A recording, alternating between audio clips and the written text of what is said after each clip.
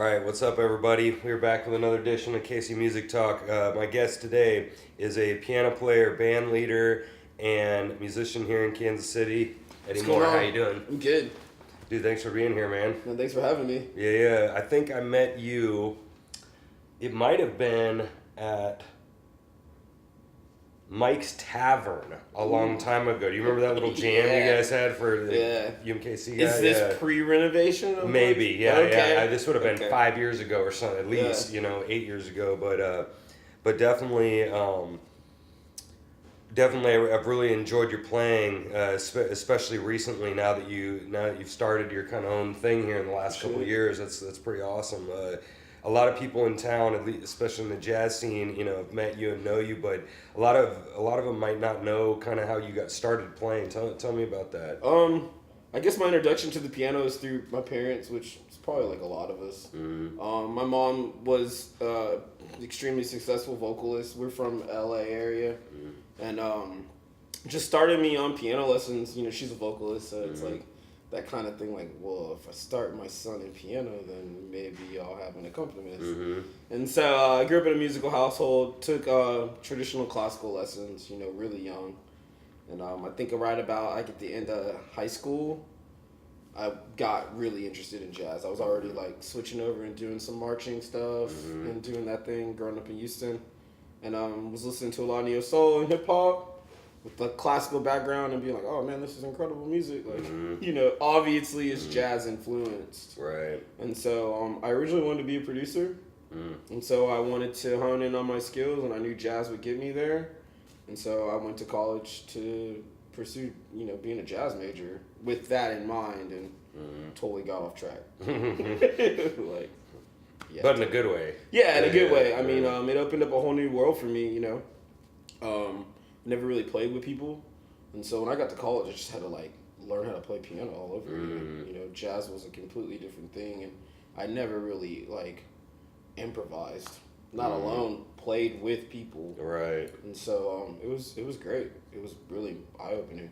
Yeah, that's cool, man. That's interesting. And man, a friend of mine in Wichita, he did piano forever, and it was always alone as well. Yeah. He'd never played in groups before, and us in orchestra, that's all. Well, private lessons we always play by ourselves, but in general we always play in groups. So was that kind of a really weird thing going from the group? It was a little weird, because the role is different, and so switching over from a classical background and not having a lot of direction in jazz early on. Even the way you look at the music. It's now you're reading chord changes with these symbols that you have to memorize, and even though you're playing what's technically in the chord, it doesn't sound right because you don't have the right voicing. So you have to know these things that aren't on the paper. And coming from the classical background, everything's on the paper.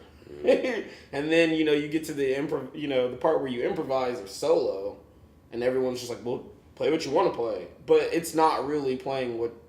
You're playing what you want to play, but there's definitely a lot more to that. Oh, yeah. There's a lot of, working it out and knowing what fits, and then you can kind of step out and have the freedom. Right. And so just getting used to that, it took a while, which I'm sure it's the same for, everyone that starts at jazz. I just kind of got started really late. Yeah. Wasn't one of those dudes who, auditioned for college and a jazz and, was playing confirmation and, all these tunes. I was dreaming of playing that stuff, and it was probably till my junior year where I'd had a handle on jazz enough to play those songs and have the chords and have done enough listening and homework. So a little bit of a late bloomer. Right. Yeah.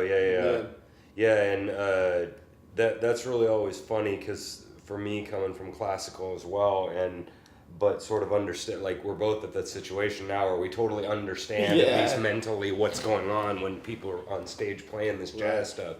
But it's always funny when the people that have a lot of theory in their head where they've played some Rachmaninoff and crap. They've got some talent. They've done they've done millions of chords, but it's funny when you already have sort of the technique to play, Right. but you're so used to not making any decisions. Right. Right, is what you got to do in jazz. Well, you don't have to make any damn decisions. Your accent is here, and it says quarter note there, and Right. Like, so was that decision making thing like?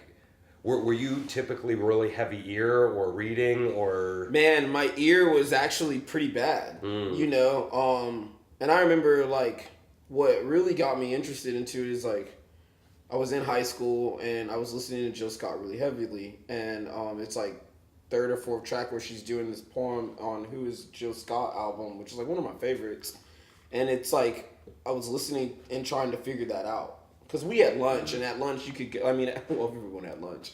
But, like, you could go and kind of roam the school at lunchtime. So I stayed in the band room. Yeah. And I spent hours trying to figure that out. And I knew it was only, like, 3 chords. But I didn't know how to hear that. And so my ear wasn't really good. It was all reading, And as I got better at it and as I just started to, like, have more patience and what we call transcribe, but just learning songs by ear. It took a minute, and it was very frustrating because like no one teaches. I didn't have anyone to be like, oh, dude, like listen to the bass, then try to figure out the chord, and then go about it like that. I'm just trying to like hear what's going on, and so the decision making, that's the thing about classical. As we get older and we study, like you go through the college regime and you take music history and you do all that, you realize that like. A lot of these great classical musicians and pianists were great improvisers. And a lot of their pieces are contrived by, like, improvising and then later written down. Yep. But, like, in the system now, like, took classical lessons more than half my life, and no one ever taught me how to improvise. No one ever talked about it. And so, like, you say, like, someone, like, that can play Rachmaninoff has all this great technique and is playing all these chords. But in actuality, very few of them probably know what chords they're playing.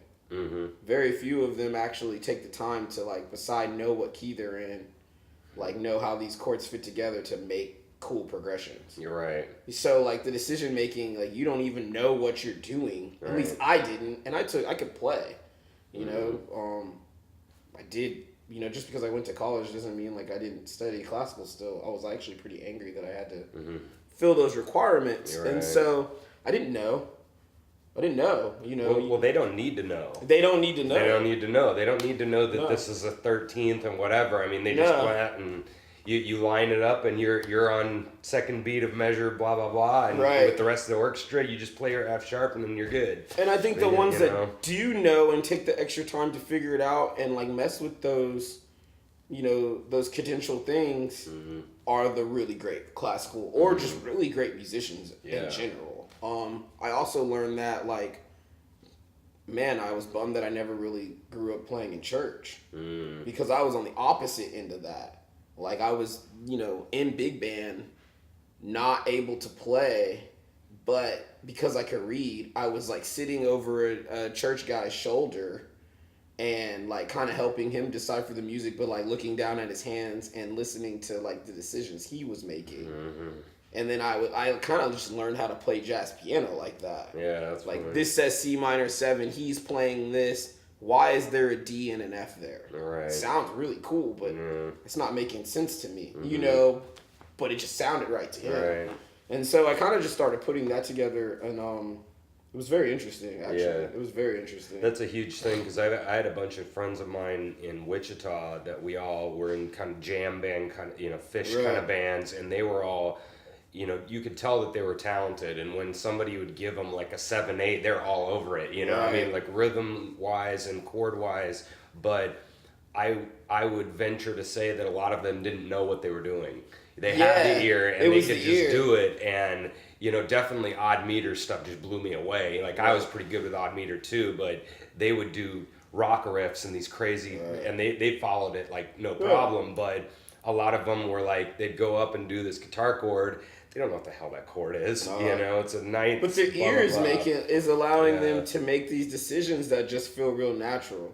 Which is like, I guess at the end of the day, like when I teach, I mean, I almost lean that way. That's what you want. Yeah. It's like if your ear is making these decisions that like sound cool, and are justified because they sound cool, at the end of the day, that's all that really matters. Now, if we can go the extra mile and like say like, oh, this is what I did, I know I can do this, then like, man, then the sky is the limit. Right. But if the ear is there, I know. well, you don't really need anything. Yeah. So you just mentioned college a minute ago. So like, I know for me, because I started really young, and I had a long time where I was in that camp where I could just do it and I didn't really understand what I was doing, and I was just vibe and play.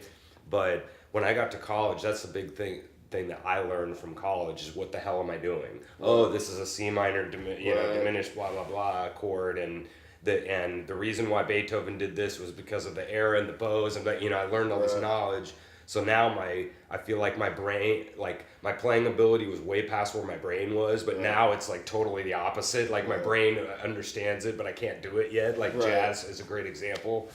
I totally get what they're doing, but I can't do Cherokee at 300. I just can't do it. It's like I get it. But so when you were at college, like let's kind of maybe start with the good first. Like what was did you have a huge eye-opening experience at college, or how was the music department specifically? I don't know. I think my college experience was like really different from a lot of the guys that I've met recent. Like, because I'm in Kansas City now. I grew up in Houston. I went to a smaller college that had a small music program, and the jazz program was fairly new. While the school, I went to Texas Southern, and the school in the neighborhood has this great history of music and musicians coming from there. It was just a really, there wasn't a lot of jazz direction. I didn't have like a jazz applied piano teacher just because the program in the school They just didn't have it, and in the environment, they just didn't have it, which might be the case for some people. And so I think the most eye-opening thing to me was just like seeing how great my peers were. Like for the first 3 years of, my jazz experience, it wasn't having a teacher and listening and transcribing so much. It was a lot of listening, but it was learning from the people around me because they had it. They just had it, and a lot of those guys were great church musicians who like now we're older have like Grammy, Stella Awards, ASCAP awards. Like they're amazing musicians, and I still look up to them. So I got the opportunity to learn from like real guys that were doing it. I think they were just in the classes I was in because like they were bored in the daytime, or they just wanted the theory. We were there for like opposite reasons. And so that was a lot of my experience, and going to jam sessions and hearing how it was done and seeing how it was done, and a lot of looking over people's shoulders and deciphering it and making sense for me. Yeah, that's cool. Yeah. Opposed to like the super collegiate thing of like, when you go to Berkeley, that's not the case at all. Yeah. You have a teacher. It's really hardcore. It's really hardcore, and I just kind of like had this freeform thing. I think I think there's pros and cons to that personally for me. But now that I'm older, I credit like me having my sound to that. I kind of just had this theoretical thing that I thought would work.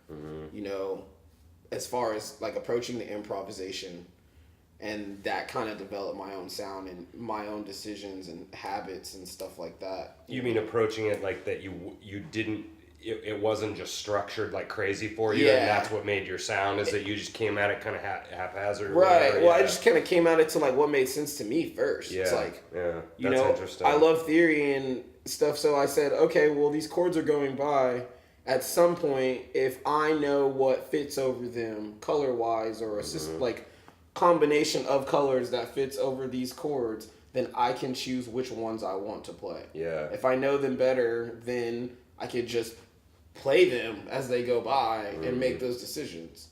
And it worked, but then, you're neglecting like phrasing and these other things you get from transcribing that really help you put together a solo and a story when you're improvising. So by the time I graduated, like I could play through, like it was kind of put together, but because I had lacked a couple of things, it still needed work. Oh, sure. And that's an interesting, because like my thing with learning improv was doing a lot of in this rock band that I was playing in, and these guys were doing jammy Fish kind of stuff, so it was very improvised. But it wasn't quite as many changes as a Cherokee or some of the jazz stuff, but it was still like heavy improvisation. And because of how much ear I had at the beginning, I didn't even sight read till like 10, and I'd started at 3, you know, so it's like I had 6 years of ear before. And so the way I learned improv, it was a very specific way because I had listened to so much music. Well, when I'm with my students, I want to do what you just said of give it to them very structured. But what's hilarious is that that's not even the way that I learned, because I did, at least improv wise, I didn't learn improv structured at all. I learned music structured, but not improv. And so like the way I want to teach them is not the way that like hardly anybody learns how to do improv, but I want to teach them the way that I learned, but I can't because they're not listening to near as much music as I was, and they don't have the ear, and they have is sight reading, and like, so I don't know like how to deal with that really, you know, because I think you're absolutely right that if I just tell them, then it's a bunch of little Robs running around, and it's not Billy, you know, doing Billy over Cherokee. It's Billy doing Rob over Cherokee, you know, he's doing the teacher over Cherokee instead of his own voice, his own, and like, I don't know how to deal with that, except for that they'd have to go through something similar to what I did, at least with like listening constantly. I mean, what do you think about that? I mean, I think one of the most eye-opening moments for me as a jazz pianist was like really learning the solo from Win Kelly on Freddie Freeloader. You know, like, man, that did wonders. Like, all across the board, like, I learned how to, like, actually play dominant chords by listening to how he was voicing them. You know, and I really learned how to comp by, like, how he was playing. And then I think, even to this day, like, that's one of the most masterful solos. It's definitely up there. I mean, it's so singable. It's so well put together. You know, and the way that he develops his solo, and I just like learned that, especially over a blues, you know, and it's not at the super burning tempo or anything, and so like I really learned that solo and dug deep and like picked it apart, like that made a lot of sense to me, you know, and a lot of things started to make sense to me that like just didn't before that. So like I think even when I'm teaching, you know, I start off with like telling them in like, hey, we're playing over dominant chords or a dominant chord. This is what I want you to play. And it's usually minor pentatonic. It's never blues scale. It's just like straight up minor pentatonic. And I just kind of set up an exercise for them to get used to hearing that sound and kind of guiding them to like what to do. Like when you want to see your target note so you can know where to resolve, here's where they are. They're in the chord. Here's this color. We're just going to mess with this one color for right now.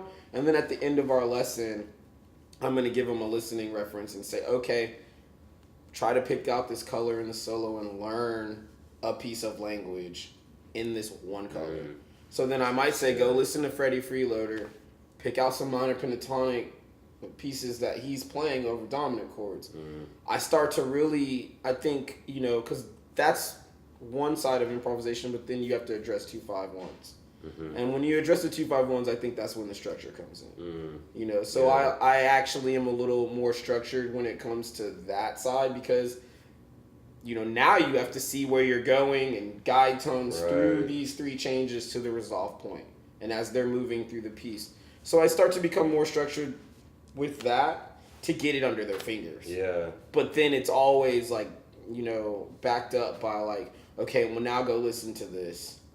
Try to pick out a piece of language or see what he's doing through these 2-5 changes. Listen to just the 2-5 changes in the piece and like try to grab something like that. So then like they're getting what they could do in the theoretical side, but their ear is really developing their style. I don't ever like write down my personal licks or things that work for me for them to play.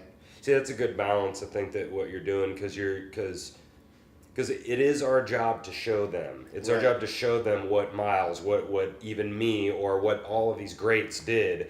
But don't just jack their shit. I mean, you gotta take something from them, but then and you were talking a little bit about the kind of micro macro kind of a thing where you have like your little riff that you use, but then you have this whole 2-5-1 thing where you put it more in a macro, more in context. Right. And I like you obviously giving examples, giving Freddie Freeloader so they can okay, yeah, we're doing these stupid little riffs, but this is what happens when you throw it in Freddie Freeloader. And but I mean, when you even listen to that solo and how he's playing over the dominant chords, because in the changes they're doing a 5/4 turnaround to like this dominant, it goes to the dominant 7 of the key. So he's not playing a bunch of 2/5 bebop language. So you get a lot of like really like hardcore blues stuff, I feel, and you hear how like. You ask yourself, like, how does sharp 11, stuff like that, fit over these dominant chords? Because he's doing that really great. Right. And even Miles is landing on these, and then you hear Wynton comping and reacting to that. Right. So that's I think that's a really great example of, like, a lot of the possibilities that you could play over blues. You're talking about 1959. That album is a pivotal album for how they even created it and how they're playing together as a whole, And so, I think, listening to that, because the way that there's several ways to play through 2/5s, but, I just talk about the different ways they can. And when I address playing through 2/5s, it's like, you're not going to play through standalone dominant chords, say the same that we're going to play through these. You can, but is that going to be our start? No. So I like to associate colors, and as we get deeper into that, kind of spending time on one chord, I'm a piano, so like one chord and saying these colors fit, and giving examples of that. There are a lot of different ways to really go about it. Sure. I think listening and picking things up off the record is the most important. Like no matter what you do, if you don't have a teacher and you just go to the record and learn from those, you're going to be pretty killing. Yeah, it's pretty huge. Just have the patience to do it. It's going to take a minute, but I guarantee you will get to your goal if you can do that. I think that is key above everything. Yeah, that's... Screw going to college. Yeah, I mean... just do that. If you can do that, then you're fine. So speaking of college, so like I know for myself, the music training that I got specifically on playing was great. I mean, they had tons of classes. They told me all this stuff that I didn't know before. Right. For me at Wichita State, it was great. But I always was annoyed when I got out to bands and stuff and I've said this on our show a lot, is that when I got out and I'm like, wait, what the heck am I going to say to this club owner? But I don't know how to do this, right. And my dad even did that to me one time. He's like, so how much did you make last year? And I was like, right. I don't know, because I didn't write it down. It's all the businessy side of stuff. And when I got out, I was like, crap, I don't know what to do when I'm on stage, like talking to an audience. Thanks for coming. And that's all I got. It's like, I don't know how to talk to an audience. I don't know how to talk to a club owner. I know how to do a spreadsheet, but I didn't even think to like keep track of all my crap and organize. And so like that was the thing for me that I wish in colleges that they would do more in our music degree, is like teach us about that kind of stuff. And did you get a sense of that when you came back out, that there's a lot of like business side of how do you advertise for your band? What I mean? All that kind of stuff was like, this is actually what I need. I am, at least like country wise or whatever, I'm like beyond qualified to play in this band playing wise, but boy, business side, I don't know what the hell I'm doing. Did you find that to be tough or? I mean, yeah, the business, we're talking about when I was in school, was a while back. Now, You're old.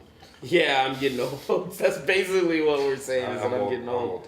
And so, when I was in school, I definitely didn't get any, you take business of music, but, in the undergrad, it wasn't very strong. And like I said, I came from a small program, so it was very weak.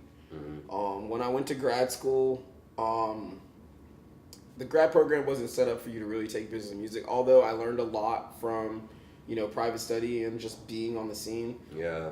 I know every program in the country is different, so depending on where you go, they might have all that and like tell you. I know, and not to be hard on schools because it's hard to keep up with where the business of music is just going and keep track. Like you can't. What was kosher last year in your program?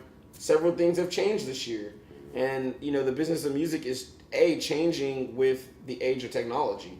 So what worked 10 years ago, internet wasn't hardly even big, and now it's right, and it's changed every aspect of it, from marketing to booking to putting music out to doing every aspect of music has changed because of technology, and society has looked at music differently. So now we've had to readjust.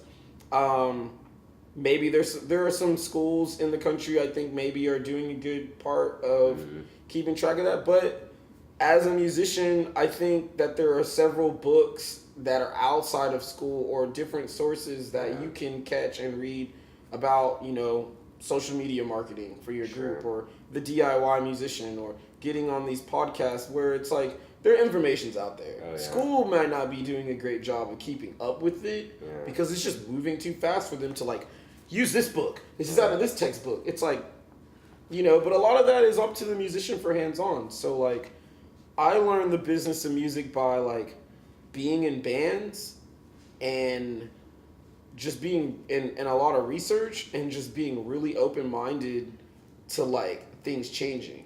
You can take two approaches to business of music. Like now you could fight the system and be mad that it's not working the way it is, or you can accept it and play the game and try to see and anticipate where it's going so that you can win. And then you got to think like which one of these personalities is going to be successful, because you can be stubborn and stay here and it's going to pass you by and you will be irrelevant. Or you can be here and like be like, oh, this is like a cool thing. I don't really like this, but if I do this, then it might get me here. And so I've seen it with, the older bands that I play in where, you release an album and you're not thinking in the digital realm. So like you have all these copies of your CD and while it sounds great or it's here, like because you're not available online or you have no online presence, you don't matter. Right. Yeah. I know that sounds silly, but like, you really don't matter. Right. You don't matter. Why? I can't Google you. Why? Because I can't go to somewhere and hear that music digitally. Shoot, I plug my phone up to my car. It doesn't even have a CD player. I can't get you on Spotify or Apple Music or Amazon. Yeah. Why does it matter that you have a physical CD? It doesn't. Right. It's great for nostalgia, but it doesn't. And when it comes to like the whole booking thing and being a band leader is just trial and error, man. I think mentorship is a big part of that. I was very lucky that I got to mentor under some guys, and spend time with some band leaders and see how they do things that were successful. And then you just gotta step out there on a limb. There's no right or wrong way to do it. You just need to find what works for you. And I think once you find what works for you, just get better at it.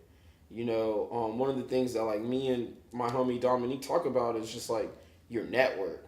Your network is your net worth. If you don't have a network, you're not worth anything. But if your network is super huge and or let's say your network is super huge and you're not tapping into it, what? You're missing out. You're missing. If you're not tapping into your net, that's what it's all about. And I mean, I'm not perfect at it. I'm always finding better ways to tap into my network because we can do things for each other. And then you want to bring them, your network. You want them to be rocking with you.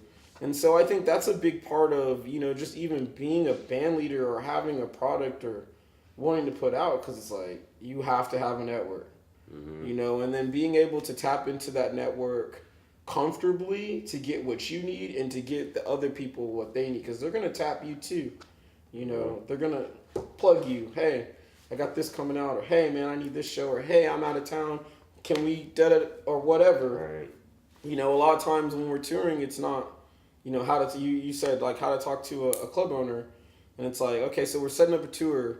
You have two options. You can either email the club owner cold, because you never met him, and you can email him and send him your press kit and do that spiel, or you could reach out to a band that's like yours in the area and just set up a show with them. Yeah. Because, I mean, if you play in another city that you've never been without support, who are you going to draw? Yeah, right. How are you going to draw them? Yeah, you're not. You're not. Yeah, the answer is you're just basically not. Yeah. And if that wasn't true, then, like, I think the last national artist that I saw was Little Dragon. We just went to a Little Dragon concert. They had an opener. Yeah. We saw the last one before that. I saw Thundercat, opener. Mm-hmm.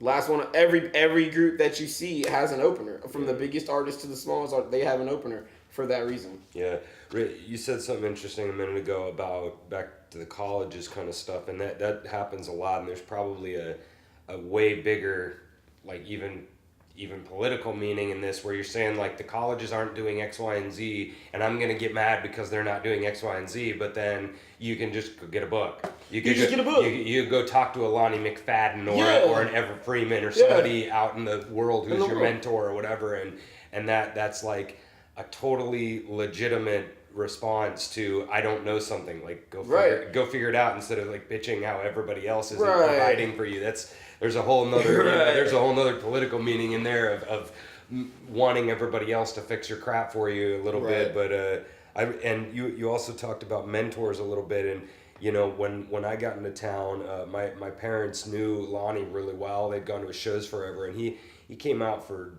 twice with me at Panera, and we sat for 2 hours and just talked about like leading a band and like different stuff, and he told me all sorts of good stuff, get my head into reality, quit wishing the bar owners were X, Y, and Z, and then go adjust yourself to what they actually are, and you're going to be just stuff like that he was telling me that was like extremely helpful, and I'm sure you've got a ton of people. And you're like, oh man, as a young musician, you're like, well, like how can I get this person to mentor me? I mean, most of us older musicians, like, we want to do that because I think the longevity of our art form, whatever you want to call it, the longevity of our art form is through community. Mm-hmm. It's not through college.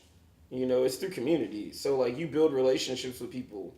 Like, there's been times where you talking about networking, like, man, like, I've snuck backstage to concerts and like to have a conversation with this dude I madly looked up to. I'm helping him walk to his car by holding his books, grabbing the stuff that he needs, and we're having a conversation onto the car because that's the only time you're gonna get. Yeah. But they're willing to do they're willing to do these things, and you're getting little nuggets of knowledge. And if you just like, you'd be like, oh man, that's crazy. I mean, but that's the culture of our music, because I'm only doing that because I know that guys have done that for years. Mm-hmm. And, college isn't the answer to everything. Right. It's just really there to teach you how to play if that's what you need. Because at that time I needed. That's the only reason I went to college. I was trying to learn how to play. Mm-hmm. I ran into guys in college who already knew how to play, and they were killing that game. But I needed to learn how to play, so I went to college. Yeah. Bottom line. Right. The degree actually doesn't mean anything. Mm-hmm. Neither one of them do. Lots of people get out and they can't play a jazz show. Yeah, they have a jazz degree. But it's like, I think the bigger thing about college, the lessons that will really get you to the points in life where you want to be are, college is highly about networking and building relationships, because you're in this environment where everyone's here for kind of the same reason. Mm-hmm. So that's more important than your grades. Yeah. Like make good grades, all that crap. But like networking and like, the experience of like how college teaches you to hunt down information. Mm. They're not there for the answers, but they also teach you how to use the library. So it's like, go find the book that you need. Go read it. So you can do it. So you can do it. It's fed to you, right? There's no class. You can have the skills to go look yourself. Right. Yeah. And, we talk about, the grade. Man, I think the business, when I did take business and music, I think because me and that teacher really didn't get along, I think he gave me a D.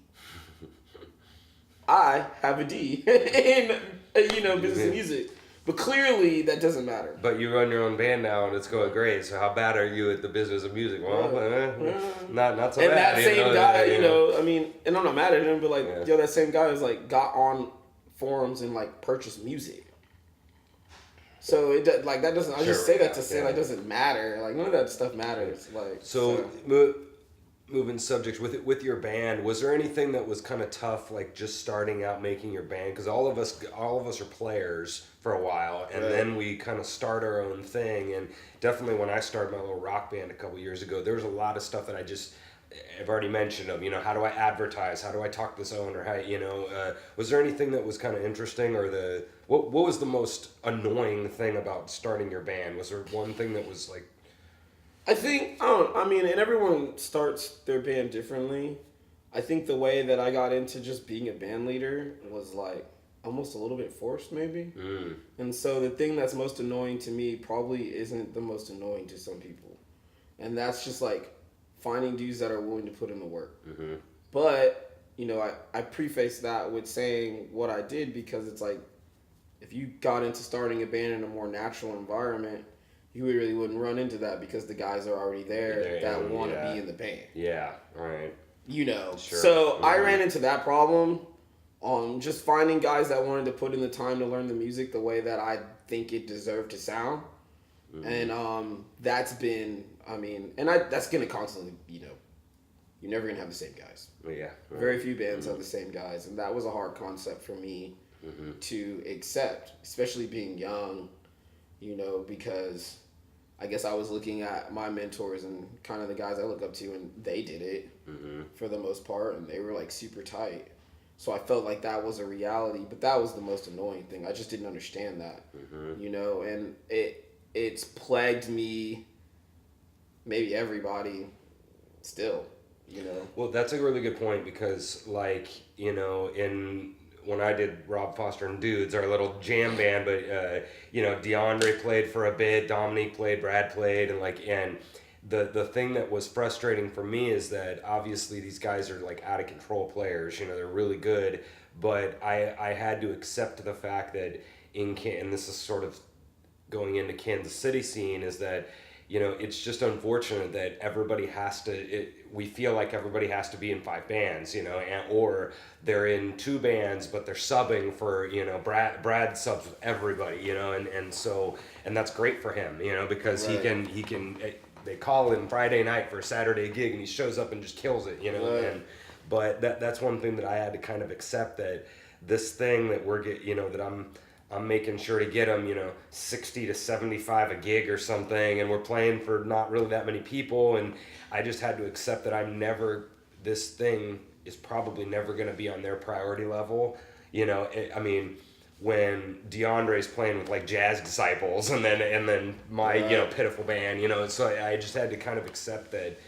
And this wasn't on them. This is just on the scene. Right. It's just is what it is. It's a catch-22 situation, because I'm a sideman too, so I'm in the same position, and everyone's got to make their living and do their thing, and so there's just no way you can, there's no way you can get around that. I soon learned that you just need to have a crew of guys that fit the vibe of your music, that are familiar enough with it, that can roll with it. Also learned that, the charting thing. You need to make learning your music, however difficult or simple it is, the easiest that it can be, so that if you do have rehearsal, we can get everything in an hour. Yeah. Because no one really wants to spend more than an hour and a half. Right. And so I started to get better at that, and I started to take that into consideration, which has really helped now. But I still kind of feel the same way, where it's like, maybe if we all rolled with this and made some not saying they're not, but made the sacrifices so that this was really tight and really great, then we could be a lot further than we are. And I say that because after signing with Rope-A-Dope, for our last project, I'm now a part of a community where I see that in other places in America or the country, where we're all grown. We all have the same bills or the family or the same thing, but I see these guys do the things that maybe we're not doing, and they're on tour constantly, and they're blowing up. They're putting out albums faster. It's not just on one guy. they're rolling together. I don't see a whole bunch of subs in the band because I mean the main question for Eddie Moore and Outer Circle was like, well, who's in the group? Who's playing? Right. I saw this guy last week. I saw this dude. Who's on the album? And you know, like, I feel like I've only been able to get so far with that. Right. I'm not the kind of dude that just wants to hire a bunch of. It's a vibe. So I don't know. Maybe I don't have the network to like be out of town and hire subs for the whole band. But I also don't want to do that. Right. Yeah. That's just me. Right. Some guys, everyone's different. That's me. It's kind of my own thing, and I've settled with it. So. You said something about song choices, and I dealt with that in my band because I wanted to do some odd meter. I wanted to do some kind of interesting stuff because I had a DeAndre and Brad. I was just like, oh my God, imagine what we could play some rock tunes that none of these rock bands would even dream of playing, because they don't have the talent. I've got the talent here to play 7/8 and 5/8 and Well, I thought that was interesting that one of the things that I wish I would have done better is out of our, like, for example, our like 30 song, 40 song set for 4 hours or whatever, I picked like out of the 30, I picked like 20 kind of tough tunes, I mean, not really tough, but tough enough. What I should have done is I should have picked 10, right? And then had 20. And this is one thing that I've noticed about Kansas City, especially in the blues scene. This is different than the jazz scene, but the blues scene, everybody, like you just mentioned, nobody likes to rehearse. And this has always been sort of a jammy kind of a town where everybody just kind of, and the fact that we love people like sitting in and having subs and stuff. Do you find that in Kansas City people lower the, not lower the quality, but lower the song choice for us to, like in the blues scene, for example, if I pick all 12 bars and then like 3 or 4 chord rock tunes, now, first of all, we don't have to rehearse ever. People can just show up to the gig and play the songs, and then I can get any sub. I have these 20 subs that I know, and all of them can play this crappy easy music, and then we can just go gig forever. And do you notice that as a typical thing in Kansas City? Of course, we say it's a Kansas City thing, but right. It's not a Kansas. Right, but I'm specifically here. Do they do that here? Specifically here, I think so. When I first started my band in 2012, 2011-ish, I got that a lot. Yeah. Like, we were one of the, I'm trying to think of, like, back then, but, like, we were definitely one of the few bands that were, like, doing, like, jazz sets or 4-hour sets and only wanting to play original music or arrangements. Right. Mm-hmm. And, like, a lot of the band members would be like, why are you wanting to do this? Yeah. Because we could just do this. And I'm like, I don't want to do that. Yeah. And so, I don't want to say I started a culture. I want to say I help, because Shades of Jade was there too, and that's very much what they were about. Right. And, Chris Hazelton was on the scene doing original stuff, and some other guys. And so, like, I think it's come a long way now, but still, like, I'll pose the question, like, how often do you go hear jazz? You just hear them play their stuff. Mm-hmm. How often you hear that? Here, in KC, how often, wherever you are, you just hear them play their stuff. In their set, you hear their music. Mm-hmm. Like when I go to hear a Thundercat show, man, I'm not hearing him play covers. No. We're amazed that a guy like that, he's a jazz musician, is sold out on Tuesday. Yeah, he's playing his stuff. He's promoting his art, his name. And, there are sacrifices that are made when you take that route. And I took those sacrifices back when I started the group, and I bared with it. I did the door gigs. I found guys that wanted to rehearse. Maybe they weren't the best dudes. I'm still very privileged to play with the musicians that I play with regardless. Right. But I got the guys that put in the work, and I put in the work as a band leader to kind of make it easy for them. And so you do that, and it's a sacrifice, but you get way more reward out of it. Mm-hmm. Like, I think that's why, like, 8 years later, we're sitting here. Yeah. Now I've been on tour. Mm-hmm. Now I've done countless jazz festivals. Now I've got Charlotte Street Award, whatever. But it started there. Yeah. And it started with saying, I want to play my music. I'm going to write these songs, and we're going to rehearse and play this. And it's going to be fine, And so I think when you really sit and make that decision with yourself and stay, like, hard true to that, man, so many doors open up. Yeah, that's tough because so many people want to do the half and half. right? They want to play a lot of covers and then throw their 5 throughout the 4-hour show. Here's my 5 tunes, one a set or something, you know, and they'll kind of go that route and kind of ease it in kind of a thing where you start doing some of your tunes, and then hopefully in the next 3 years, you know, you'll get to a point where now you're doing 10 or 20 of your tunes. But and it's different for everyone, and I mean, I think people just know my reputation. Like, I don't get the wedding band calls. Mm-hmm. And there's nothing wrong with the guys who play wedding bands. That's totally cool. Like, I'm not discounting that. I'm not passing any judgment. But, like, at a time, I was floating 7 bands that played original music. Right. And I've always been like, you know, when people call me, what are we playing? I do some cover gigs, you know, but for the most part, I'm floating bands that play original music, whether that was Various Blonde and the Summer High stuff we were doing, which was all original psych rock, 77 Jefferson, which is all original reggae, you know, Zach Mufasa, all original reggae. Yeah. Godson and the hip hop dudes, all original hip hop. You know, Outer Circle, all original jazz music. Whatever. Branjit, we just did a show at Branjit, all original R&B music. You know, and then we did a separate set with the hip hop MC that we created that music, all original music. We don't play covers. You know, like, not that I can't, and not that I don't a little bit. Yeah, it's not the point. Yeah. But that's not the point. Yeah. You know, and so if you can set that up for yourself, I think that's a huge thing. And it's not just Kansas City. I think that's us as musicians. But I think that you know, club owners kind of like want that, especially like in Houston. You know, like, dude, you're not playing original sets anywhere like that. Right. Because the club owner's like, yo, I want to make money. These people want to hear something they know. Right. So, you want the gig. Right. You know, and that's why I think a lot of people that maybe choose that route in a city like Houston, yo, dude, they all live in New York or somewhere else. Because, like, we all know, like, super, super killer jazz musicians from Houston. Okay, I can tell you they all don't live there anymore. You know, like, Jason Moran don't live there, Robert Glasper don't live there, my homie Burness don't live there. You know, but then you ask, well, what are they doing? Okay, well, I don't know if you've heard the R+R=Now album with Robert and these dudes on it, and it's super killer. They're playing their music. And yeah, they play some covers, right? But that's not a bulk of their repertoire. Yeah, that's cool.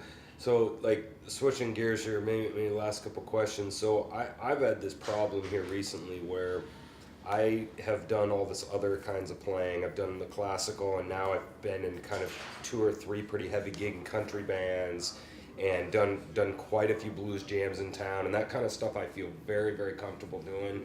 Going to any blues jam, I just get up there and I'm like, bring it, you know, any rock tune, and I'm just like not scared at all. But for me, since I'm so, you mentioned about being a little bit of a late bloomer. I'm not a late bloomer playing violin, but jazz-wise, I'm really late. You know, I mean, maybe starting when I got here about 8 years ago is when I really started actually doing any kind of jazz. So going down to the Blue Room, going down to Foundation and stuff, you know, in town, I mean, I've been to probably 300 open jams, but I've probably only been to Blue Room maybe 5-6 times, 10 at the most, same with the Foundation. It's because, like, and I can feel it, that I know as jazz guys, we have a pretty high, we understand etiquette so well that we know that I probably, if I started playing literally yesterday, maybe I shouldn't get up at the Blue Room tomorrow. You know, it's that maybe I need to kind of have my crap together just a little bit before I go up on the stage. And that is really hurting me right now because I have such a hyper understanding of that I need to kind of at least sort of know what I'm doing. But all of us know that you got to get up there and suck for a minute, you know, and all of us understand that. Even the good players in town, they understand they sucked at 5 jams at first, and then they started getting a little better and a little better. And so do you have any advice for somebody like myself who maybe would have some ability to play jazz, but because they're so scared to get up there about the reputation or, you know, of getting up with other people like an Everett Freeman or a DeAndre yourself? I mean, all these people that are pretty good at, you know, do you have any advice for those kind of people? I mean, they're scared. I would say, like, you know. don't overanalyze it. Like it's really not that, it's not that serious, and it's not that hard. I think when you say like knowing what I'm doing in a jam situation is just like, there's like maybe 3 or 4 things. It's like know how to address the musicians and like say hello to your friends and your peers if you don't know them. Say, hey, whatever, my name's da da da. Or usually there's a list, and you just greet them, play the songs you know. I think a lot of guys get into a habit of like trying to like, especially horn players. I run a session, so I see this all the time. Bro, you ain't got to play every song. You don't need to do that. Like, just because you can doesn't mean you need to do that. Play your 2 songs, sit down. Let somebody else come up, and then it might rotate to you again. So therefore, like, you have 2 songs that you know what you're doing. And when we say knowing what you're doing, the next thing is like knowing the melody, knowing enough to play your solo, knowing enough to like know how the song's gonna go and be cool with that, and to bring it back in wherever it is, and then like that's it. Everything else that happens, you don't know. You're not supposed to know what's gonna happen. Right. I think the other thing about that is just being cool with whatever does happen. I'm often, playing where I'm totally an instigator musically, where it's like we took some turns that you didn't know, and that maybe made you feel a little uncomfortable. So now you feel a certain way about it. Dude, this is a jam. Not only that, we're improvising. Yeah. There's nothing wrong with that. Right. So I think that's like, and that might be the most scary thing. Like, what happens if something comes around where I didn't know? Yeah. Man, you're improvising. You better roll with it. Roll with it. You might stumble upon some real awesome stuff that you didn't even know you were capable of. And so, like, I think if, don't overanalyze it. That's really it. And that, I mean, other than, if you know that, then, and that's part of learning the tune, then it's just really going to, like, play itself. But I think you can stay out of, like, getting super, I mean, the biggest fear for me personally at a jam is, like, getting in a jam, sitting behind piano, and a whole bunch of dudes call songs that I don't know. Yeah. That's number one for me. Yeah, I mean, and that's a personal thing on me, like, learn more tunes, dude. Right. Which is a thing that, we're always constantly doing. That's a lifelong thing. Right. But if I don't know the song, man, I'm just like, hey, someone else can play this. I'm going to play the next one. I'm going to call something that I know. So maybe, because that's the number one for me, because I've got probably 40 to 60 tunes that I could play. I could play a 4-hour jazz show if I got to call the tunes, Right, I could do that. I've done Green Lady shows with a jazz duo, guitar and violin, but I'm nervous when they call confirmation. I don't know, I've heard that song a lot. Then just don't play it. Yeah, I guess maybe just step off stage or just something. step off. And there's nothing wrong with that. Like, there's, just step off, let somebody else play it, and then get up and call the ones you do. Now, like, if you frequent a session and you know that they call sort of the same amount of tunes, then, do your due diligence and learn those. And maybe, like, I'm looking at, with this idea, I'm looking at it more day to day. And I already know this, but I need to be reminded of this all the time. I need to look more laterally, like you said. Well, tonight, you fumbled through all the things you are, and you didn't know the song, and whatever, You go home and learn it. And I think this is another thing that I wanted to talk to you about, is that I think you and I were in the same idea, where there's all of these people, like the Dominiques, Andrew Ouellette's, all these guys that were 20-ish about 8 years ago, and now all of us are, kind of, approaching 30. Running, approaching 30, but running bands, getting calls, and so now we've been through that whole process where we were something back here. Who knows if it wasn't great or whatever, but now we've gone through 8 years of whatever, and so maybe I need to keep reminding myself that those people, that even if I suck today at this jam, people see you over and over and over if you're back out, and especially if they don't see you for a year and a half, and then you come back and they're like, that dude wasn't playing nothing, and now he's kind of like hacking through it pretty easy, and people, I think, remember. I think us. And so it's always a process, and I need to keep reminding myself of that. One jam doesn't make your career. No, man. Yeah. And I mean, at the end of the day, dude, it's just a jam session. The jam session, I mean, you got to remember the reason why what is a jam session? A jam session is like the part where we get to hang out and be a community. To me, the history of being a cutting session, but like, this is more about meeting people, hanging out, and like being inspired. It's about being inspired. Yeah. It's not, music is not a sport. It's not a competition. Like, yo, we're all on the same side. Like, shoot, we're jazz musicians, so it's a small country club of guys where it's like, why would we try to compete with each other when we really need each other's support? True. I think maybe that's I guess I get cultural wrapped up, thing. Yeah, I guess I get wrapped up in the getting gigs though. You know, getting your name known and them calling you and having a reputation. You know, like so. I guess I get wrapped up in that part of the competition of like eating. You know. Yeah, that, but then like I mean? So, you know, I mean, you can go about it two ways. I mean, like I said, when you know, with thinking about that one point that you said, like the getting gigs part, dude, I started my own band to get gigs. Yeah. So, like, you can think about it two ways, of waiting for someone to call you or making it happen. Come on, call. Why aren't they calling? Right. You know, or you could just be like, you know, proactive about it. So, you know, and not saying I haven't gotten gigs from jams, but, and, you know, when you go to a new city, that's the best way to meet people. But... And find guys for your band. And find guys for your band. So but that's I think a good point. It's more about That's the community thing and less about, like, it being a job audition. But it just being a communal thing and meeting people and having fun. I think that's the most important part. Like, have fun at a jam. Make yourself have fun. Play the tunes you know. If they're calling a whole bunch of tunes that you didn't know, then just like keep a tablet and like learn those. You know, there's hundreds and hundreds of standards. So like, I think for the rest of your life, we're gonna constantly be learning new songs. So like, to say, well, I've got it and I know them all, dude, you can't really know them all. Right. There's some tunes that like, I mean, and then there's really only like 50 tunes that everyone calls. Right. Yeah. You know, they cycle. Yeah. You know, at some point, everyone might be calling Cyclic Episode and Stablemates, and then at everyone might be calling Moment's Notice or Countdown or whatever. So you just learn them, and you're like, oh, cool, I like this, and then I can hang when. Yeah. You know, but the jam thing is about community to me, and it's about hanging and having a good time. Sometimes I go to a jam, I don't even want to play. I just want to be inspired. Yeah, I think that's a good point. I'm probably looking at it too much like a job audition and too hypersensitive on every moment, too much focusing on every moment over this solo. Oh my God, I didn't, you know, and then I'm like, dude, this is one day of 1 year of one, you know, like calm down, you know, like I probably need to do that a little bit better. Yeah, and it depends on the jam you go to. I think that's the other thing about it is respecting what type of jam you're at. You know, if you're at a standards jam, you gotta play standards. If we're at, you know, one of my sessions where it's fresh to death and like the number one rule is no covers, no standards, we're vibing, it's a totally different thing.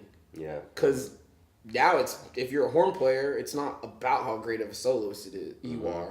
It's about contributing your part to the song and vibing with what's going on stage because... And everybody's kind of in the same boat there. We're all just making it up and it's, And it's a different type of it. So, like, I wouldn't say the best jazz musician does the best. You think, you know, like, because this person's super proficient at jazz, they're going to kill this part of it. And it's not always the case. A free improv kind of moment. Yeah, they're not all the because really while we're improvising, you have to play a role. Yeah. And there's a lot that your ear has to decipher. You know, that's why I really like playing with Lucas Parker and Jamie and Taylor Babb and that jam, you know, where there have been several times where like we're at Lucia's in Lawrence and we're playing a 3-hour gig and like, yo, we're just following each other. And like while things open up and we solo. Right, sure. Dude, he didn't tell me what key he was in. He didn't tell me where he was going, but we know. And that's the real beautiful thing. So it goes both ways, you know, respecting that part of it. And they're both really beneficial. You know, because once your ear deciphers what you're doing in the jam situation, it's like now you can start to superimpose all the other things that you know. See, the guys that I was playing with in Wichita, they were really good at that free form, you know, because Fish does a lot of stuff like that. We sit on a chord and just jam it for a while, and then we move to something else just naturally. We don't say anything, and you just move, and they were really good at that. Maybe better than some of the jazz musicians I've seen up here, but these guys can't play Cherokee. I mean, the guys up here just destroy that kind of stuff. Yeah, but with like lots of chords, you know, changes. I mean, it's kind of like back to that classical thing where it's like, you can improvise through this really well because you practice it, you know what's coming, you know, you got your little things figured out. Okay, so like let's take that away. Yeah. Okay, we're in B flat. Where you got now? Yeah. What do we? Can you still do those same things? Can you still make beautiful music? Yeah. You know, I mean, we studied the art of improvisation. Well, now we're improvising. Mm-hmm. You know, and I heard an interview of Wayne Shorter where it's like, what do you do when you don't know what's coming around? You're not really supposed to know what's coming around, and I think we get lost in that. Maybe from a collegiate mentality. But I think we get lost in that where it's like, I know that this change is coming around, so when it comes around, I'm going to do this. Yeah. Okay, and then when I switch it up on you as a piano player, and it's not what you thought, how do you feel about it now? And I think that's the I have fun playing with those guys the most. Yeah, man, I just thought of this, that like you just talked about the idea of preparing, right? That you're in your head, okay, I know this bridge is coming or something and I'm going to do this. Well, when you're in that free form, you're 100% like reacting almost, right? You're listening, and that's that prepare, react kind of the thing is totally different. And I think a lot of people don't, especially, I can say this just, sorry Blue Scene, but a lot of those guys, don't react very well, because they know the 12 bar and they have this rock solid 2 feet on the ground. Okay, I know what these 12 are, and they're not good at it's all into them, and they're not listening out to all these other people playing and reacting to they went to this chord, now I do, and I just thought of that just now, this idea of preparing and reacting. When it comes to blues, you still got to stay in the realm of the genre. Sure. So it's not as free as, So I definitely, that's a different thing while you're right. But I think, like, even as jazz is like, what happens when we start to approach playing standards with that mentality? Mm-hmm. Yeah, I played the melody. Okay, so, like, let's just play with each other right now. I never form. I think that's, when we listen to a lot of these recordings of our masters, I think that's why the things they're doing is so incredible. Mm-hmm. It's really a mentality on how you want to improvise and how you can, and the way you're going about it, really. I mean, it is a conversation. Like, I hate being at jams where dudes play over me like an Aebersold. I'm clearly not an Aebersold. We're clearly not an Aebersold. We're talking right now. Mm. This isn't a tape. We're reacting in real time, in the moment. Like, Bitches Brew is a perfect example of that. Yeah, of the reacting, listening kind of stuff. Yeah. Yeah, and then, like, listen to someone like, Miles Davis Second Quintet play some standards, or anyone. There's a lot of examples. There's a lot of things that happen, especially that can open up. So I think that's where the real fun is for me. Like I said, I'm kind of an instigator, so it's like we're gonna get to the bridge, and I might pedal the 5 for you the entire time. Yeah, right. And then me and the bass player are on that riff, and things start to happen. And it can go as far as you want. Yeah. It can stay there, and we can start this side conversation while the form's going on over here, or you can just continue to do what you're doing, ignoring what we're doing, which is fine. There's no right or wrong, but that is funny when you start pedaling that 5, the bass player hears you, he comes with you, but then the horn player's like, oh fuck, what happened? Or some guy, a lot of guys, roll with it, or sometimes the bass player does it first, or sometimes these things happen. And I mean, you listen to someone like Ari Honig, or you listen to these other bands, or Tavon, Pinnacott, and like these other dudes who, maybe they're thinking like that all the time. Like all the time. Like that is the essence of their improvisation, is that mentality. And you're like, oh man, this is incredible. Like, oh man, you get lost. Like, can we get lost with each other real It's quick? insane when you get a whole band that has that. Oh, dude, like, and they all go with each other in a split that fast, and they hear it, and then they just go for it, and it's something else. I mean, it's not rare, but it's not usual to have everybody able to go with you. And I think the mentality. So then we're talking about like the mentality of the improviser, and I think now when you start talking about Kansas City, I think we have a pretty generalized mentality as improvisers for the most part. I think it's a lot of like us just like really owning our traditional roots.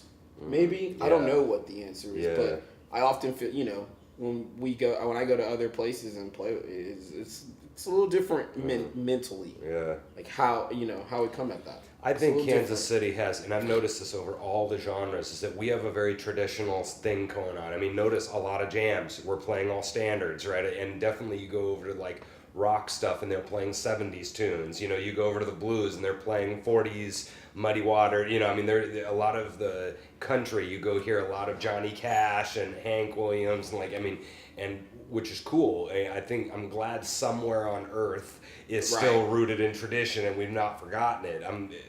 That everywhere on earth hasn't forgotten our roots, you know, of these giants that have come before us, but that does happen. I wonder if all of New York is like that. You know, all of New York is like no, you know, it's, like, and it's not.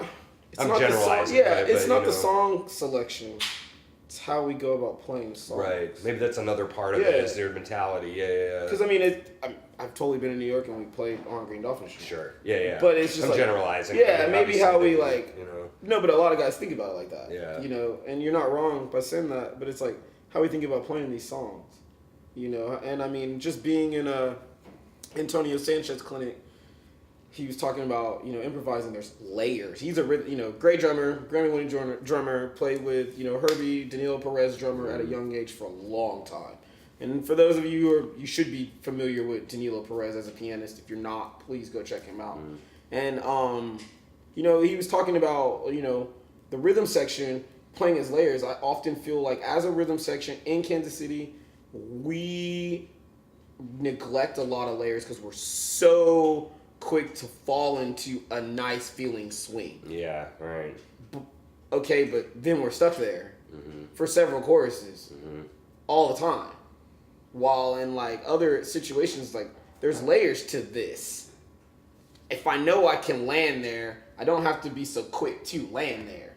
It's gonna be there. It's gonna be there eventually. Right, so like, let's do some other stuff before we land there. Yeah. And these are the things at jam sessions that I try to like initiate or instigate, or, you know, I might lay out and let it just be bass and drums for the saxophone solo for a while, or for the trumpet solo it might just be drums, and let's get into these layers, because I mean, not only is that more fun to play like that, it switches it up, but then we start to fall on some things that we don't know that are coming, which really push our abilities.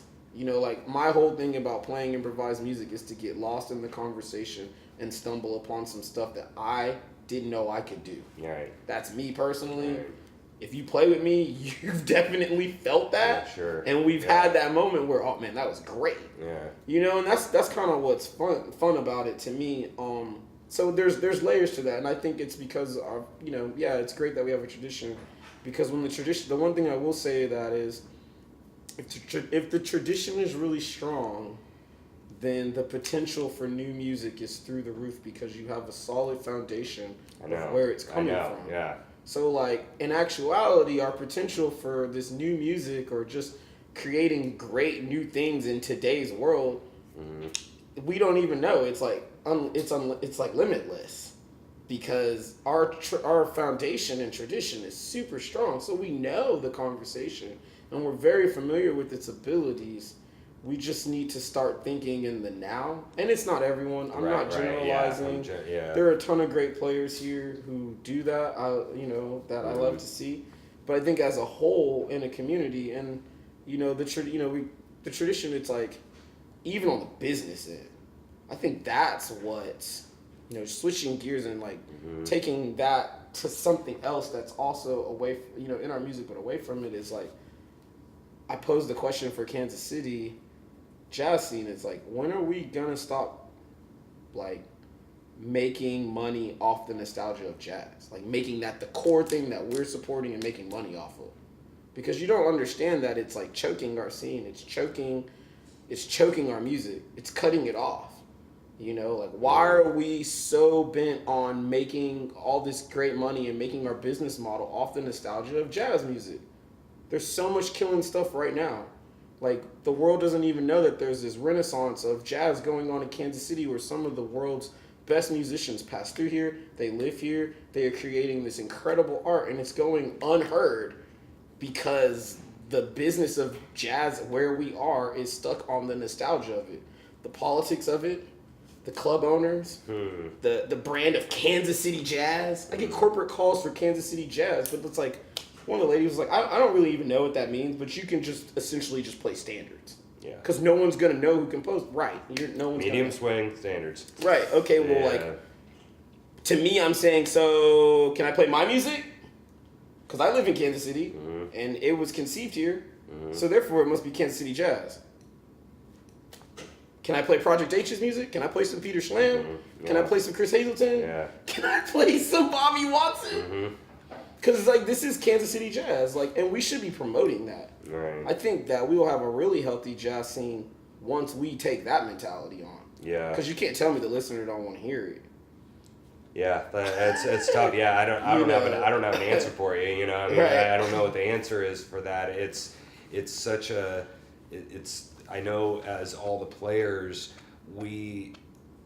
it's sort of like a world thing where there's always more problems than you can take on, which is a hard thing just as people always. Well, I think maybe that's a type of mentality that everybody is sort of defensive about everything, where there's such this thing that we all want to make money, you know, and so we feel like we have to go into that mentality, but maybe we don't, you know. And it's not the artist's fault. Yeah, and I think, you know, when we shift gears and we take the traditional mentality that we have, you know, we talked about it as an improviser and the decisions it kind of leads us to take, not forces, but leads. And so we take that same mentality of tradition and we switch it over to the business aspect, you know, which is why I think it's so hard being an original, you know, having a band that plays original music here. You know, it now becomes that much harder to book the gig. It now becomes that much harder to play these jazz rooms because now you have to live up to what they think is Kansas City Jazz, which is like wrong.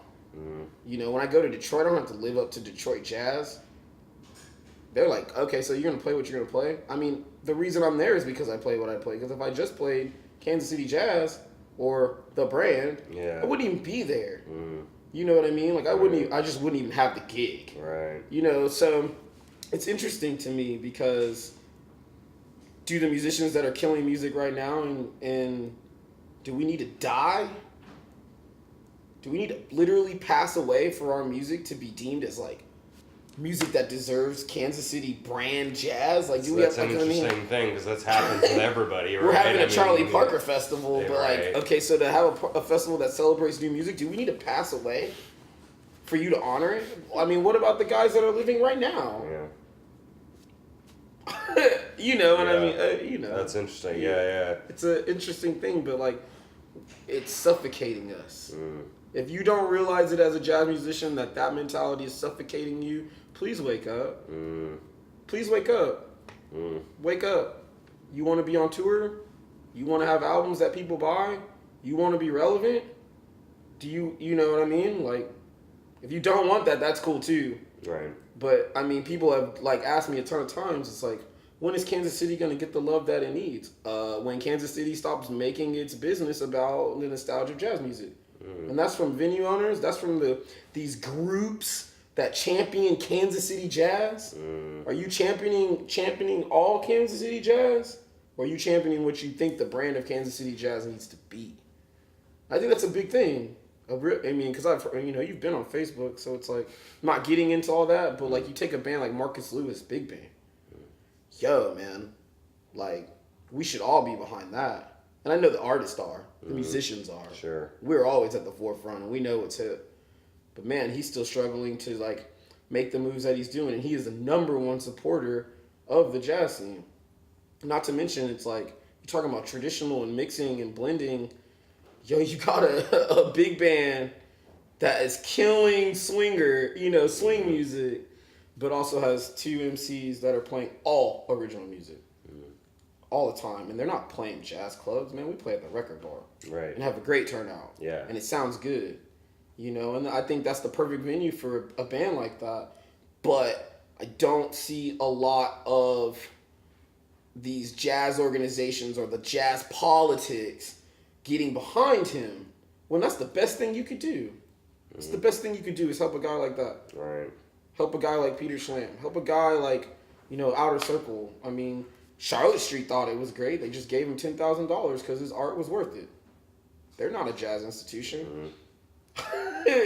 You know, Uh-huh. and so it goes. But I think that the tradition's great, y'all. Like it ain't going nowhere.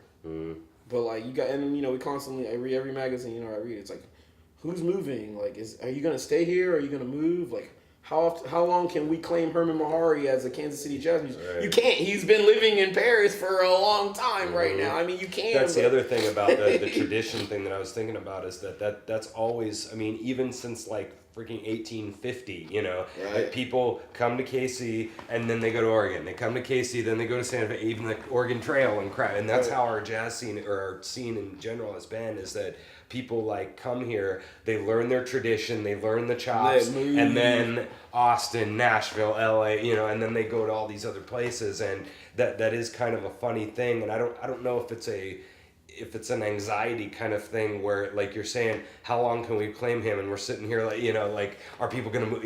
Like I don't know if people are sitting here with anxiety or something, but they're all worried about that.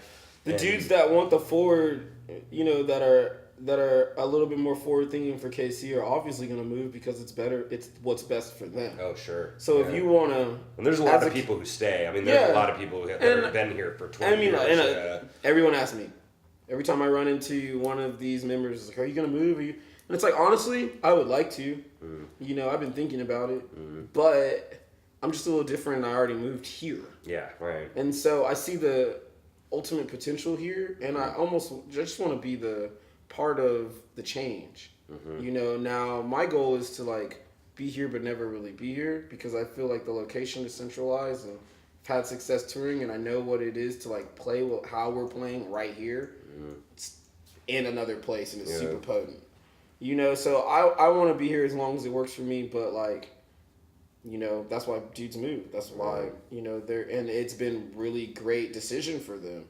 As an outsider looking in, it's like, oh man, like I've seen 3 of people or peers move, do the same thing that they're doing, and watch what it's turned into, and it's huge. Right. So I think that also will, like, if we get rid of that mentality, it's like, how many out of town artists are gonna want to come and build bridges here too? It's like, got a guy like Thundercat passing up Kansas City to go to Lawrence on a Tuesday to play the Granada. He didn't even come to Kansas City. We got Jazz Museum here. He didn't even think about it. It's still sold out. But it's that, like, where would he play? He ain't playing no jazz venue. Why? They're not set up to accommodate his style of music, and because the way that they're thinking about it. Jazz is this acoustic music that da-da-da-da-da-da-da-da-da-da. I don't even have the DIs to support 2 keyboards, an Ableton setup, lights, sound, mics, a true sound guy with the instrument, to move stuff out the way and set the stage up. We can't even talk about that. Right. So I think it's like the mentality. Well, like the Phoenix is a great example of that. I mean, it's set up for certain things. You want to try to bring an 8-piece into the Phoenix, good luck. The Phoenix is one of those type of places. It's just like so small and stuff. But then you have other venues. Obviously, the Jam is enormous, right? They got a huge stage, and they could deal with something like that. Or the Blue Room. Yeah, the Blue Rooms. Could handle. The Blue Room's like that. I was having a conversation with another friend where it's like, he was talking about, why would I go to these places that have cover when I can go to this other place that doesn't have cover and hear the same product for free, spend the $5 that I do have on me. Yeah. Because that's what the consumer is really saying. But I also told him, I go, but these other rooms shouldn't be trying to have the same product.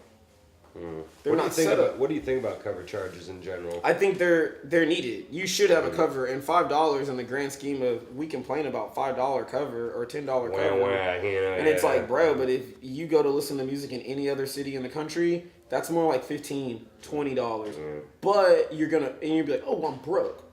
You'll make the money to pay to see that because you know that this show is special.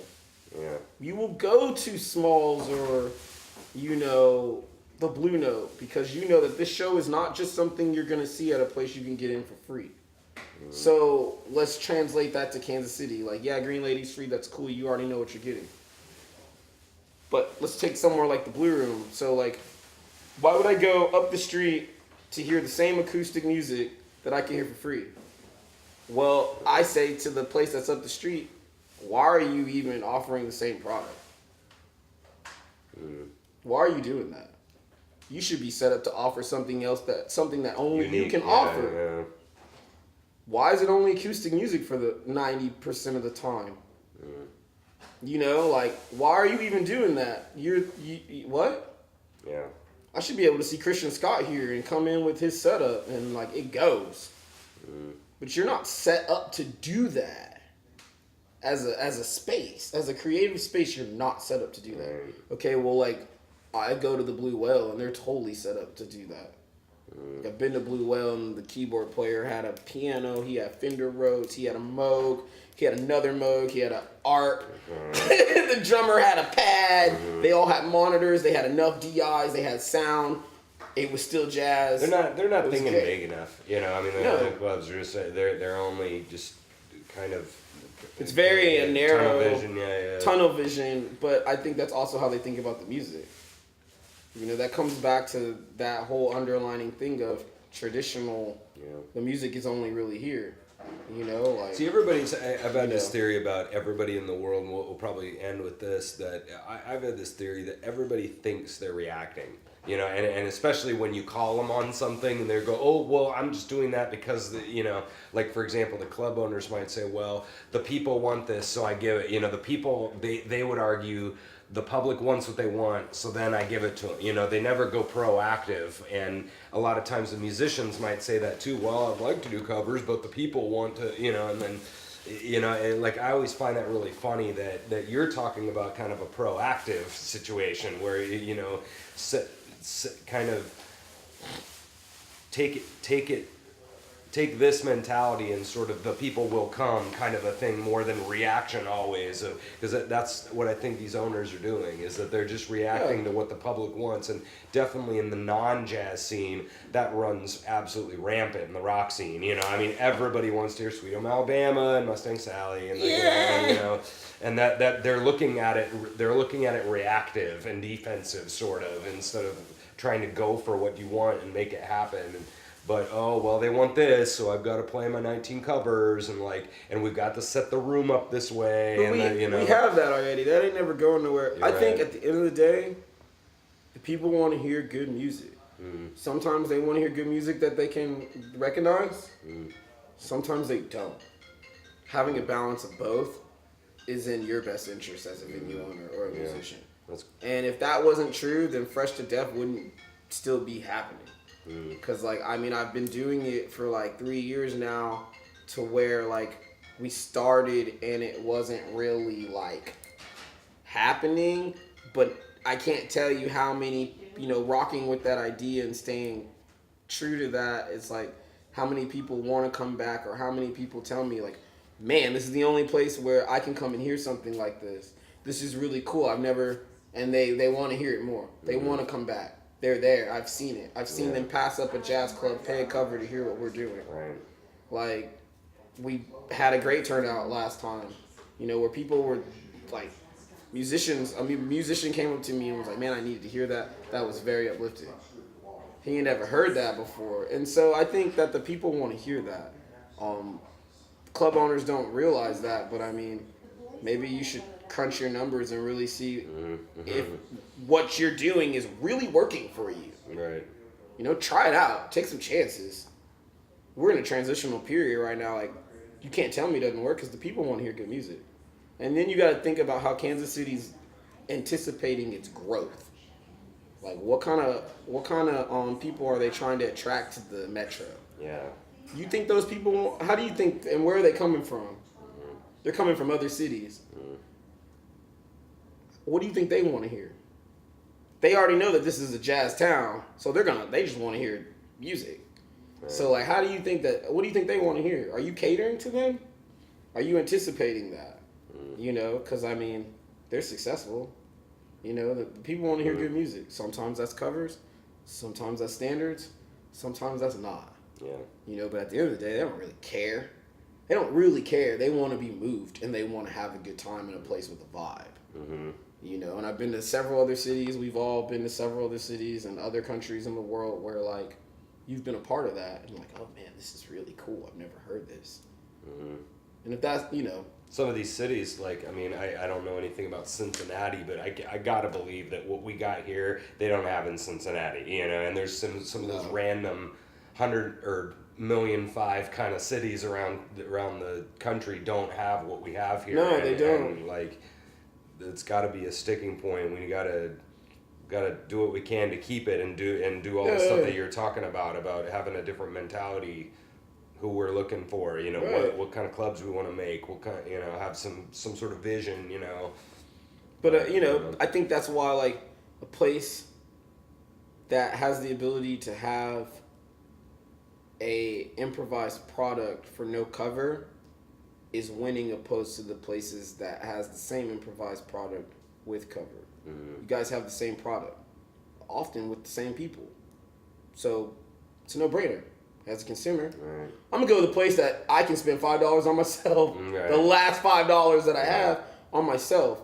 But then if you switch that up, then when you do have more than $5, you're gonna go to the place where you can really get a true experience, if that place exists. That's my theory. I don't know. I'm weird. That's my theory. As a performer, because we were in Detroit, and Detroit's economy isn't all that great compared to Kansas City. It was packed. And the club across the street had a line wrapped around the block for something else. And our club was still packed. Which was incredible to see. That's crazy, Like, I mean, like, the line bled over to where we were, and that was for a completely different show. And we walked into our venue, and it was still happening. Wow. And you know. I wish I was here. I mean, we just don't see that very much. You know? Right. So it was just interesting to see. Yeah, that's cool. Last quick thing, plug your stuff again. What you got? Okay. We have our next Fresh to Death, July 5th. I just found out the feature will be a great vocalist, R&B guy. His name's Tevin Williams. I ran into this vocalist at like a tiny house session. He's incredible. Can't wait to collab with him. And it's a jam afterward. So we're doing that. I think doors open at 8. We have tons of music. A couple new tunes out online. Catch Bando by We the People on Spotify or iTunes. Outer Circle also has a new song out called 007, which was nominated for an Independent Music Award. And that's also out on Spotify and Apple. Add that to your playlist. We're just asking you to listen to music, man. You ain't even gotta buy it. Just listen to it. Hopefully you enjoy it. They both have really good uplifting messages. So cool, man. You can catch us anywhere, really. So. Yeah, that's cool, man. Well, thanks a lot for coming and talking. This show has been real fun. I'm glad people are, you know, listening to some stuff, and it's been really great for me to talk to people like yourself. You know, man, that have some. no problem. Has some good insight on what's going on in town, and some good advice for younger musicians, you know, that are coming up, because all of us like our-ish age, you know, just went through that. All these 20 to 25-year-olds that are getting into the scene, so I'm hoping to, you know, share some stuff that we learned with them. But any more, thanks, man. Thank you, Rob. Yeah. For sure. We'll be back next time talking about more stuff. So you guys take it easy. Get out of here.